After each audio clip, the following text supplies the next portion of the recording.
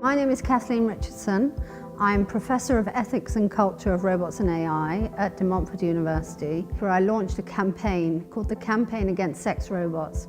So before I came onto the scene and started to ask questions, it was largely a discussion about what men wanted from dolls and from the future of sex robots. There was no real discussion about what is represented in these robots, which is primarily the female form. I want people to really think about what they're letting themselves in for. What is your idea of a sex robot? I've come across discussions around sex robots.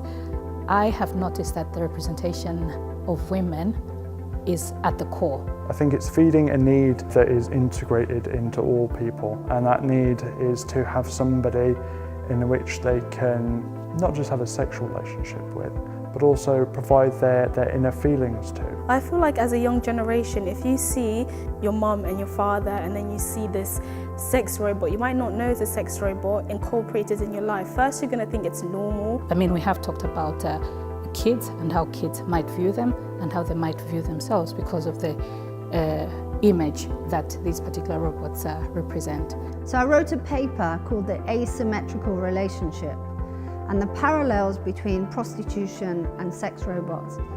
And on the back of that paper, I wrote that we need to seriously think about these technologies, what's coming, and the whole issue went global.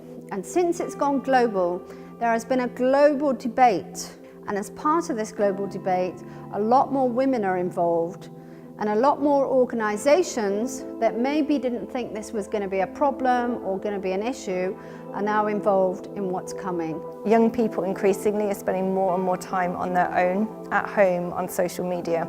And research shows that that has a negative impact on their mental health. And the knock-on effect of that is, as they grow older, they will be less confident in making human relationships with other people. And my concern is that they might see sex robots as an easy out. I do find the whole area of AI quite alienating.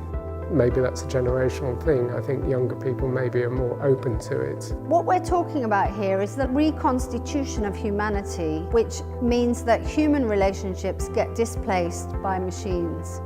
I think it's an awful lot of money and very sad use of technology. And isn't it a shame that we couldn't just be putting that money into some better technology?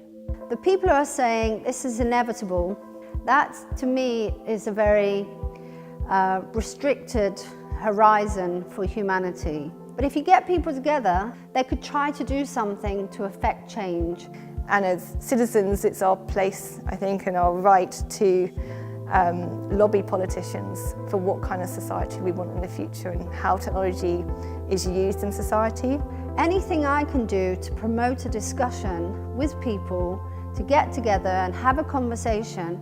And actually, what I really want people to know is that they do make a difference and they can change the world. They can actually change how things work out. So we need to get everybody involved in the conversation. And a university is the place to have people involved in conversations about the meaning of life.